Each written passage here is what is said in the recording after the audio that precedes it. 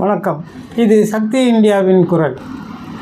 என்னங்க, இந்த பக்ரீத் பண்டிகைக்கு ஆடுங்க மந்தையாக போகிற மாதிரி ஏடிஎம்கே கட்சியிலேருந்து இப்போ இருக்க எம்எல்ஏங்க, முன்னாள் எம்எல்ஏங்க எல்லாம் ஆளுங்கட்சி டிவிகே கட்சிக்கு போகிறாங்க. டிவிகே கட்சி மேலே தப்பு இல்லைங்க. இவங்க போகிறாங்க, அவங்க சேர்த்துக்கிறாங்க, மெம்பர்ஷிப்பை இன்க்ரீஸ் பண்ணிக்கிறாங்க. அவங்க எல்கேஜி ஸ்டூடெண்ட்ஸ் மாதிரி அவங்கள புது அட்மிஷன் போட்டு சேர்த்துக்கிறாங்க. இப்போது ஏடிஎம்கேலேருந்து போகிறவங்கள பக்ரீத் ஆடுங்கன்னு சொல்கிறதா இல்லை எல்கேஜி ஸ்டூடெண்ட்ஸுன்னு சொல்கிறதாங்க? இந்த ஆடுங்கள்லாம் தைக்கட்டு இஷ்டத்துக்கு ஓடுதுங்க. ஓடுற ஆடுங்களை சரியான நேர்பாதையில் ஓட விடாமல் தம் கண்ட்ரோலில் வைக்கிறதுக்கு எடப்பாடியால் முடியலைங்க. இப்போ முழிக்கிறாரு. எடப்பாடி ரொம்ப முரண்டு பிடிக்கிறாருங்க. ரொம்ப பிடிவாதமாக இருக்கிறாரு. தான் வச்சது தான் சட்டம், அவர் கட்சியில் தான் வச்சது தான் சட்டன்றாரு. ஜெயலலிதா அம்மாவுக்கு பிறகு இவர் சும்மா ஆக்டிங் சிஎம்மாக தானேங்க வந்தார்.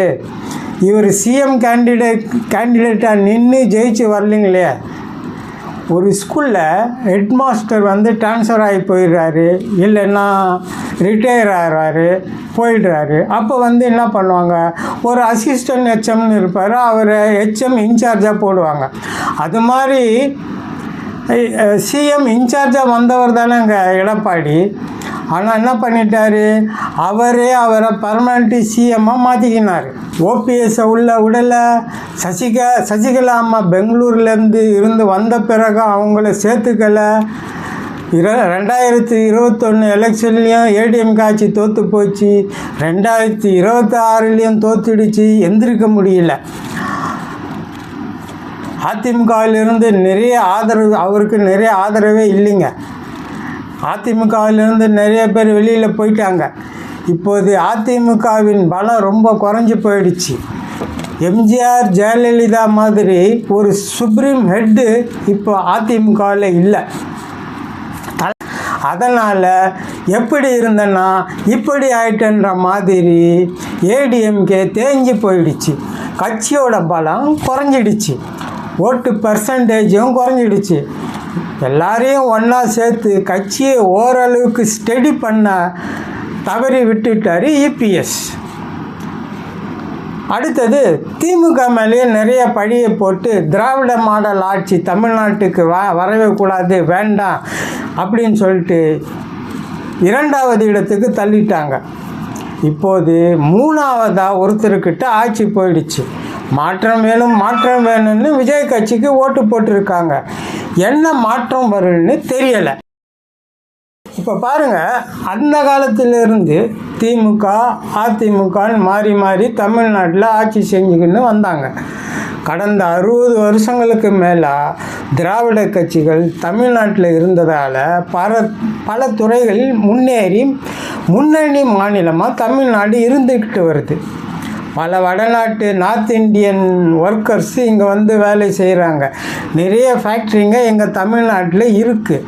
உத்தரப்பிரதேஷ், ஜார்க்கண்ட், பீகார், ஒரிசா போன்ற ஸ்டேட்டில் இருந்து பல பேர் இங்கே வேலை செய்கிறாங்க. கணிசமான அமௌண்ட்டு அவங்க ஊருக்கு, அவங்க வீட்டுக்கு அனுப்புகிறாங்க.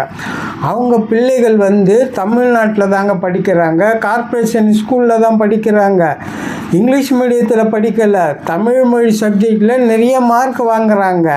தமிழ் மீடியத்தில் தான் படிக்கிறாங்க. வடநாட்டு அந்த நார்த் இந்தியன் ஒர்க்கர்ஸ்க்கு தமிழ்நாடு ஒரு குட்டி துபாய் மாதிரி தெரியுதுங்க. ஏன்னா அவங்களுக்கு இங்கே நிறைய ஏதாவது ஒரு வேலை வாய்ப்பு கிடைக்குது. நிறைய உழைக்கிறாங்க, சம்பாதிக்கிறாங்க. கொஞ்ச நாளைக்கு முன்னாடி சென்னையில் ஒரு பில்டிங்கில் ஒரு நார்த் இந்தியன் பெயிண்டர் பெயிண்ட் அடிச்சுக்கிட்டு இருந்தார். அப்போது மணி என்ன ஆச்சுன்னா 2:30 மணிக்கு மேலே ஆயிடுச்சு.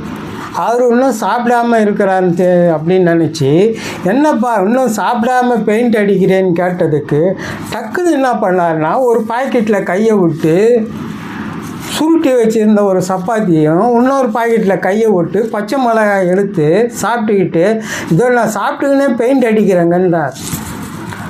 அதை கேட்டு எல்லாருக்கும் ஸ்டன் ஆகிட்டாங்க, தகிச்சிட்டோம். ஏன்னா அவங்க ஊரில் கிடைக்கிறத விட சம்பளம் இங்கே அதிகம் கிடைக்கிறதுனால கண்டினியூஸாக வேலை பார்க்குறாங்க. அவங்க பசங்களுக்கு இங்கேயே அரசு பள்ளியில் இலவசமாக படிக்கிறதுக்கு வாய்ப்பு இருக்குது. இதை நான் எதுக்கு சொல்கிறேன்னா, தமிழ்நாட்டோட பொருளாதார வளர்ச்சி மற்ற மாநிலங்களை விட அதிகமாக இருக்குங்க.